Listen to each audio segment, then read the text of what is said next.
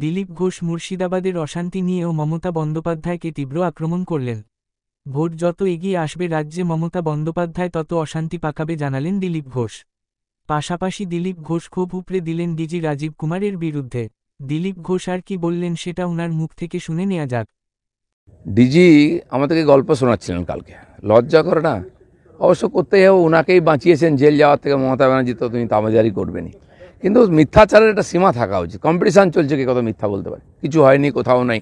বাড়িতে ঢুকে হিন্দু পরিবারের বাবা আর ছেলেকে খুন করা হলো, তারা মূর্তি বানাতো ওখানে। উগ্রপন্থীরা দাপিয়ে বেড়াচ্ছে, নিজেরা গুলি চালাচ্ছে, নিজেদেরকে লাগছে। বিএসএফকে গুলি মেরেছে, বিএসএফের গাড়ি চালিয়েছে, পুলিশ তো আগে হাওয়া হয়ে গেছে। যে অকর্মণ্য ডিজি, যার কোনো ক্ষমতাই নেই, যার পুলিশকে খুঁজে পাওয়া যাচ্ছে না, মানুষ হাহাকার করছে, পাড়া পাড়া থেকে ফোন আসছে, কোথাও পুলিশ নাই, আর এই জঙ্গিরা দাপিয়ে বেড়াচ্ছে সব জায়গায়। এই ধরনের পরিবেশ পশ্চিমবাংলায়, এ তো ভয়ঙ্কর অবস্থা। যত ইলেকশন আসবে আরও বাড়বে এটা, কারণ ওনারা চান এইভাবে জঙ্গিদের ভোট পেয়ে জিততে। বাংলাদেশ থেকে লোকেরা এসে উৎপাত করছে, কোনো রোকটোক নেই। দেখুন, রামনবমীকে ডিস্টার্ব করার জন্য রাজ্য সরকার বহু জায়গায় সমাজবিরোধীদের নামিয়ে দিয়েছে, মৌলবাদীদের ঝামেলা করে ভয় দেখানোর চেষ্টা করেছিল, কিন্তু উল্টো হলো। হিন্দু সমাজ রাস্তায় নেমেছে হাতিয়ার নিয়ে তার প্রতিকার করার জন্য।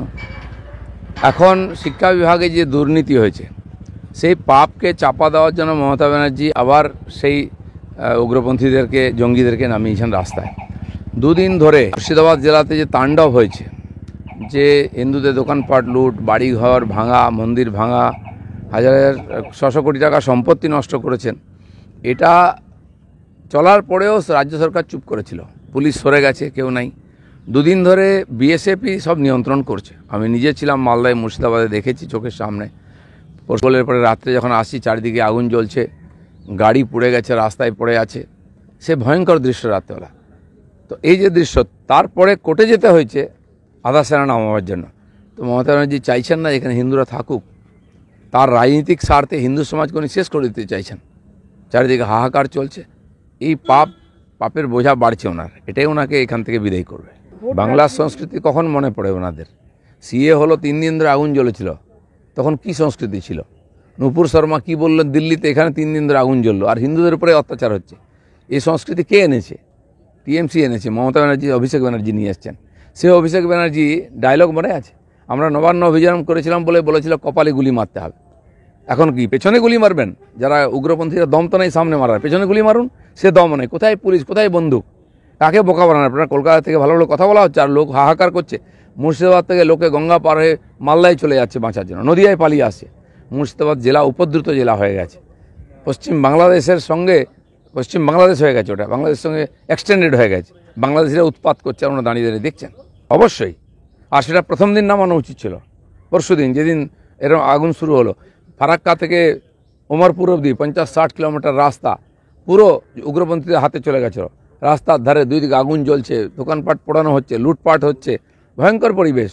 গাড়ি ঘোড়া, রেলওয়ে বন্ধ, হাইওয়ে বন্ধ। কি চলছে এটা? সারা ভারতবর্ষের তো লাগু হয়েছে ওয়াকফ বিল, কেন পশ্চিমবাংলায় আগুন জ্বলছে? আর সুযোগ পেলে এখানে আগুন জ্বালানো, এটাই মমতা ব্যানার্জির রাজনীতি। যতদিন মমতা ব্যানার্জি ক্ষমতায় থাকবেন, এই আগুন জ্বলবে আর হিন্দুরা ঘর ছাড়া হবে। অবস্থান তো বেড়েই চলেছে। 5 বছর ধরে বিভিন্ন স্তরের শিক্ষকরা ধর্ণা দিচ্ছেন কলকাতায় বিভিন্ন জায়গায়, মাঝে মধ্যে বন্ধ রাখেন, নবান্ন ঘেরাও করেন। এখন নতুন যুক্ত হয়ে গেছে এই যে 18,000 যোগ্য শিক্ষক যারা পরীক্ষা দিয়ে চাকরি পেয়েছেন, তাদের ভবিষ্যৎ অন্ধকার করে দিয়েছেন মমতা ব্যানার্জি।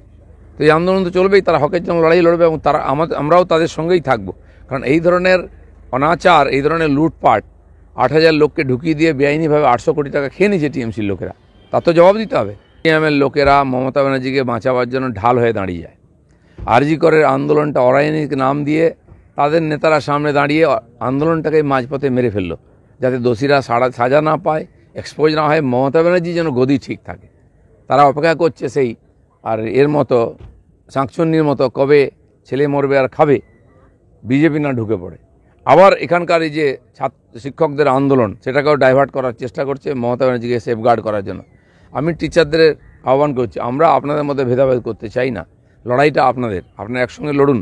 আপনাদের ভবিষ্যতের লড়াই, আপনাদের জীবনের লড়াই। বিজেপি সঙ্গে থাকবে। এই ধান্দাবাজ আন্দোলনজীবীদেরকে যদি সুযোগ দিয়েছেন, তারা ঘেঁটে দেবে। আপনারা পথের লোক পথেই থাকবে। আমরা আমাদের মতো এই আন্দোলনের বিরুদ্ধে আন্দোলন করছি, অন্যায়ের প্রতিবাদ করছি, দুর্নীতির প্রতিবাদ করছি। কিন্তু শিক্ষকদের লড়াই তাদের জীবনের বাঁচার লড়াই। আমরা এই মহা র্যালি করেছি বিজেপি পুরোপুরি এর অন্যায়ের বিরুদ্ধে লড়ছে, সেটা লোকের সঙ্গে থাকার জন্য। আগেও গেছেন, আগেও যাব। কিছু লোক সেখানে দালালরা বসে আছে। আমাদের জাস্টিস গাঙ্গুলি, যিনি এই লড়াই কোর্টেও লড়েছেন, এখনও লড়ছেন, তাকে গো ব্যাক বলা হচ্ছে। আর যারা বলছে অরাজনৈতিক আন্দোলন, আমরা দেখেছি আরজিকরের সময় মোহাম্মদ সেলিম থেকে কংগ্রেসের প্রেসিডেন্ট সবাই হেঁটেছিলেন। তারা কি রাজনীতি বোঝেন না, না করেন না?